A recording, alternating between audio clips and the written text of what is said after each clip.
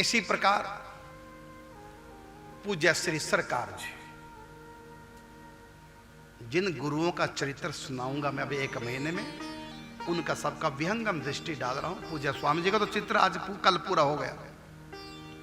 अब पूज्य सरकार जी हमारे द्वादश गुरुओं में, उन दिनों में रहता था बरसाने खेतों में कुटिया बनाकर। हमारे राधा मोहन दास जी जो अभी यदा कदा आते हैं, कृपा करते हैं, वो मेरे पास आते थे। एक भक्त माली जी हैं, राजेंद्र दास जी मेरे पास आते हैं बरसाने वाले, और गिरधारी जी हैं, एक सोनू जी हैं, एक हरि बोल जी हैं, और एक भंडारी बाबा हैं। ये सब सरकार जी के पास आते जाते थे और इधर मेरे पास आते तो आके चर्चा करते थे सरकार। और इन सब संतों को सरकार जी ने आज्ञा दे रखी थी, घर घर में जाओ और कीर्तन का प्रचार करो। हर घर में 24 घंटे कीर्तन, फिर अगले घर में, फिर अगले घर में कीर्तन चलाते रहो।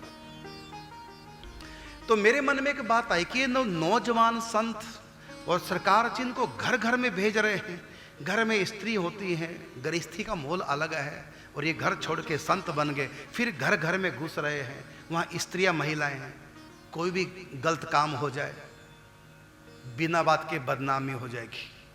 ऐसे नहीं सरकार जी को करना चाहिए। इन युवा संतों को तो यही उपदेश करना चाहिए कि स्त्री से बचो, गृहस्थों से दूर रहो, प्रेम से भजन करो। हाँ, भिक्षा के लिए घर में चले जाओ और घर में रुकना नहीं, जाना नहीं किसी घर में। लेकिन ये तो घर घर में भेज रहे हैं, ये तो बहुत बड़ा अनाड़ीपना है सरकार जी का। ये तो ठीक बात नहीं। संतों को तो स्त्री से धन से अलग रहना चाहिए, और इनको स्त्रियों के बीच में भेज रहे हैं। और रात भर कीर्तन चलेगा, कभी भी कोई बदनामी हो सकती है, या स्वयं साधक का मन खराब हो जाता कई बार। ये तो बहुत गलत बात है, ये तो अनाड़ीपना है। फिर तुरंत मन में सोचा, नहीं नहीं, ये भी हो सकता है कि जो युवा संतों को घर घर में, गृहस्थों के घर में भेज रहे हैं कि कीर्तन जाके करो, हो सकता है उनके पास इतनी समर्थ होगी कि अपने साधकों को, संतों को बचा ले जाएंगे, मन को मैला होने नहीं देंगे। खिलाड़ी हैं, अनाड़ी ना होकर के लगता है पूज्य श्री सरकार जी खिलाड़ी हैं पूरे। उनके पास इतनी शक्ति है कि स्त्रियों के बीच में रहकर भी उनके युवा साधक बच जाएंगे, उनके पास बचाने की पावर है। इस प्रकार दोनों बातें मेरे मन में आई। फिर मैंने राधा मोहन दास जी से कहा कि आप जा रहे हैं सरकार जी के पास बिहार में, दरभंगा, मेरी तरफ से एक प्रश्न ले जाओ, इसका उत्तर ले आना प्रसाद रूप में। प्रश्न क्या है? मेरी तरफ से सरकार जी को इतना पूछना कि वो अनाड़ी हैं कि खिलाड़ी हैं। ये हमने कहा श्री राधा मोहन दास जी को कि सरकार जी अनाड़ी हैं कि खिलाड़ी हैं। फिर सरकार जी जो भी उत्तर दें उनका प्रसाद मेरे पास लाना, उत्तर। अब हमारे राधा मोहन दास जी और भक्तमाली जी गए तो उन्होंने हमारी चर्चा की सरकार जी के पास, और साथ में प्रश्न भी कि आपके लिए भेंट लाए हम उनकी तरफ से। क्या? एक प्रश्न है आपको, और उन्होंने उस भेंट का प्रसाद मांगा। प्रश्न क्या है उनका? कि प्रश्न है आपके बारे में पूछ रहे हैं कि आप अनाड़ी हैं तो क्या खिलाड़ी हैं। अनाड़ी का मतलब कि युवा संतों को घर घर में, महिलाओं के बीच में भेज रहे हैं, ये तो ठीक बात नहीं है। कभी भी कोई पति तो हो सकता है। या फिर आप खिलाड़ी हैं जो पति तो हो नहीं देंगे, आपके पास वो पावर है। तो पूछा कि आप अनाड़ी हैं कि खिलाड़ी हैं। सरकार जी मुस्कुराए, कोई उत्तर नहीं दिया। जब वहां से चलने लगे कई दिन के बाद, राधा मोहन दास जी जब चलने लगे, फिर सरकार जी कहा कि सरकार जी, उन दिनों मेरा नाम करुण स्वरूप था, कि करुण स्वरूप के लिए प्रसाद उत्तर बने। प्रश्न का उत्तर क्या दे उनको? पूछेंगे आपके बारे में, आप बताइए आप अनाड़ी हैं कि खिलाड़ी? तो सरकार जी ने कहा ठीक है, मैं प्रसाद दे रहा हूं। अंदर गए कमरे में, कुटिया थी, घास फूस की कुटिया जहां रहते थे। गए, कुछ लाए, इतना सा कागज में लपेटा, गोल कर दिया। फिर उस कागज को पत्ते में लपेटा, फिर कर दिया। फिर उस पत्ते को गोल करके पन्नी में पॉलिथीन में लपेटा, ऐसे 2-4 लपेट के इतना मोटा बना दिया और ऐसे 2 बनाए उन्होंने और दोनों दे दिए और दोनों के ऊपर नाम लिखवा के ये देना करुण स्वरूप को और ये देना भगवत स्वरूप को। 2 हम संत उस समय थे, दोनों को देना। ये है उनके प्रश्न का उत्तर। प्रश्न क्या था? अनाड़ी है कि खिलाड़ी है? वो 2 गोले से बना के दे दिए।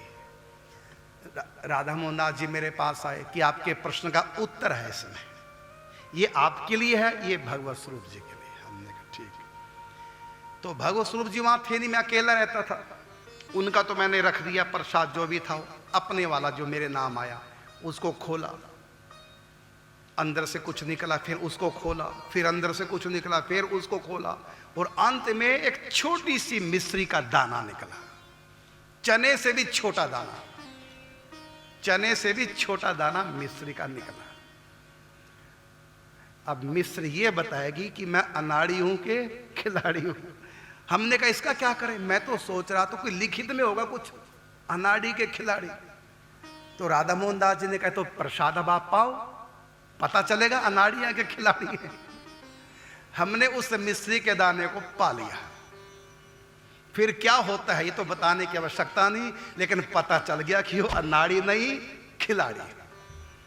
और फिर हमने और हमको आज्ञा दी कि तुम भी अब यही करो, साथ में आज्ञा भी दी श्री राधा मोहन दास जी के व्यास से। तो उन्होंने कहा कि सरकार जी की आज्ञा है, अब तुम भी घर घर में जाके कीर्तन करो। आज्ञा मिली। अब बड़ों की आज्ञा, वो खिलाड़ी है तो बात पता चल गई। फिर हमने कीर्तन प्रारंभ किए यमुनानगर में। उस समय हम दीदी जी को नहीं जानते थे, ये तब की बात, बड़ी पुरानी बात है, दीदी जी को नहीं जानते थे। तो हमने फिर घर घर में 24 घंटे के कीर्तन, एक घर में संकीर्तन पूर्ण हो उससे पहले दूसरे घर में शुरू होना चाहिए, दूसरे घर में संकीर्तन बंद हो उससे पहले तीसरे घर में लगातार चलने हैं, कभी उस घर में कभी उस घर में। जिस दिन कीर्तन नहीं होगा उस दिन भोजन क्या, पानी भी नहीं पीना है, ये आज्ञा थी गुरुओं की। माने 24 घंटे कीर्तन चलता रहे, यदि कीर्तन बंद हो गया तो भोजन भी बंद, तुम्हारा पानी भी बंद।